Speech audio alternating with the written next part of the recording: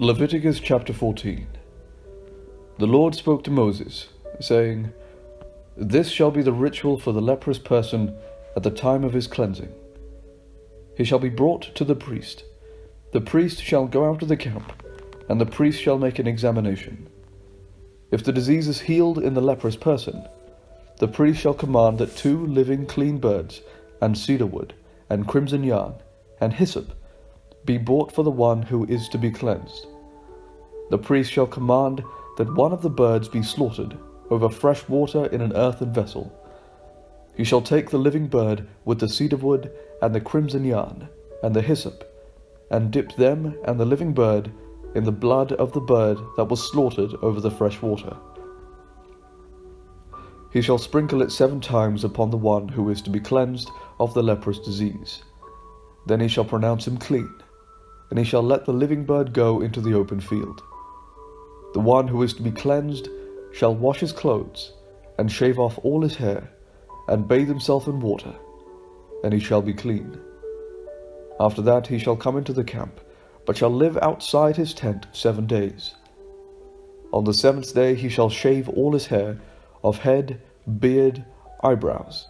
He shall shave all his hair. Then he shall wash his clothes, and bathe his body in water, and he shall be clean. On the 8th day he shall take 2 male lambs without blemish, and 1 ewe lamb in its first year without blemish, and a grain offering of 3/10 of an ephah of choice flour mixed with oil, and 1 log of oil. The priest who cleanses shall set the person to be cleansed along with these things before the Lord at the entrance of the tent of meeting. The priest shall take 1 of the lambs and offer it as a guilt offering, along with the log of oil, and raise them as an elevation offering before the Lord. He shall slaughter the lamb in the place where the sin offering and the burnt offering are slaughtered in the holy place. For the guilt offering, like the sin offering, belongs to the priest. It is most holy. The priest shall take some of the blood of the guilt offering, and put it on the lobe of the right ear of the one to be cleansed, and on the thumb of the right hand, and on the big toe of the right foot. The priest shall take some of the log of oil, and pour it into the palm of his own left hand, and dip his right finger in the oil that is in his left hand, and sprinkle some oil with his finger 7 times before the Lord. Some of the oil that remains in his hand the priest shall put on the lobe of the right ear of the one to be cleansed, and on the thumb of the right hand, and on the big toe of the right foot, on top of the blood of the guilt offering. The rest of the oil that is in the priest's hand he shall put on the head of the one to be cleansed. Then the priest shall make atonement on his behalf before the Lord. The priest shall offer the sin offering, to make atonement for the one to be cleansed from his uncleanness. Afterwards he shall slaughter the burnt offering, and the priest shall offer the burnt offering and the grain offering on the altar. Thus the priest shall make atonement on his behalf, and he shall be clean. But if he is poor and cannot afford so much, he shall take 1 male lamb for a guilt offering to be elevated, to make atonement on his behalf, and 1/10 of an ephah of choice flour mixed with oil for a grain offering, and a log of oil. Also 2 turtle doves or 2 pigeons, such as he can afford, 1 for a sin offering, and the other for a burnt offering. On the 8th day he shall bring them for his cleansing to the priest, to the entrance of the tent of meeting before the Lord. And the priest shall take the lamb of the guilt offering and the log of oil, and the priest shall raise them as an elevation offering before the Lord. The priest shall slaughter the lamb of the guilt offering, and shall take some of the blood of the guilt offering, and put it on the lobe of the right ear of the one to be cleansed, and on the thumb of the right hand, and on the big toe of the right foot. The priest shall pour some of the oil into the palm of his own left hand, and shall sprinkle with his right finger some of the oil that is in his left hand 7 times before the Lord. The priest shall put some of the oil that is in his hand on the lobe of the right ear of the one to be cleansed, and on the thumb of the right hand, and on the big toe of the right foot, where the blood of the guilt offering was placed. The rest of the oil that is in the priest's hand he shall put on the head of the one to be cleansed, to make atonement on his behalf before the Lord. And he shall offer of the turtle doves or pigeons, such as he can afford, one for a sin offering, and the other for a burnt offering, along with a grain offering. And the priest shall make atonement before the Lord on behalf of the one being cleansed.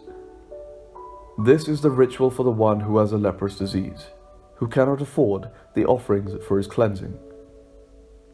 The Lord spoke to Moses and Aaron, saying, When you come into the land of Canaan, which I give to you for a possession, and I put a leprous disease in a house in the land of your possession, the owner of the house shall come and tell the priest, saying, There seems to me to be some sort of disease in my house.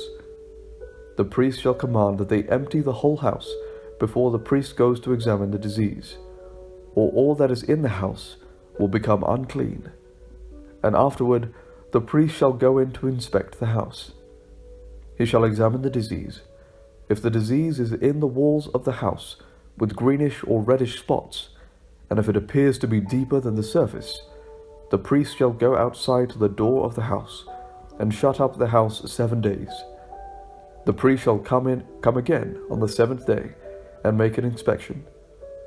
If the disease is spread in the walls of the house, the priest shall command that the stones in which the disease appears to be taken out and thrown into an unclean place outside the city. He shall have the inside of the house scraped thoroughly, and the plaster that is scraped off shall be dumped in an unclean place outside the city. They shall take other stones and put them in the place of those stones, and take other plaster and plaster the house. If the disease breaks out again in the house, after he has taken out the stones and scraped the house and plastered it, the priest shall go and make inspection. If the disease is spread in the house, it is a spreading leprous disease in the house. It is unclean.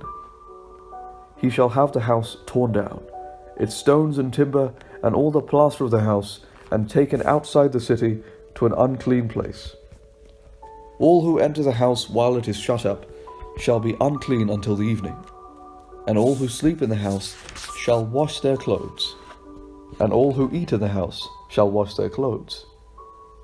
If the priest comes and makes an inspection, and the disease has not spread in the house after the house was plastered, the priest shall pronounce the house clean. The disease is healed. For the cleansing of the house he shall take 2 birds, with cedar wood and crimson yarn, and hyssop, and shall slaughter one of the birds over fresh water in an earthen vessel, and shall take the cedar wood and the hyssop and the crimson yarn, along with the living bird, and dip them in the blood of the slaughtered bird and the fresh water, and sprinkle the house 7 times.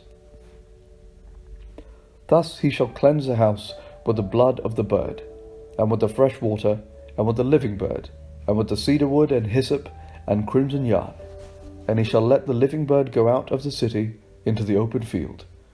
So he shall make atonement for the house, and it shall be clean.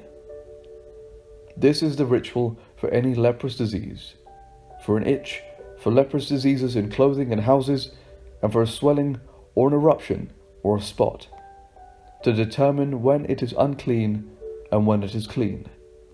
This is the ritual for leprous diseases.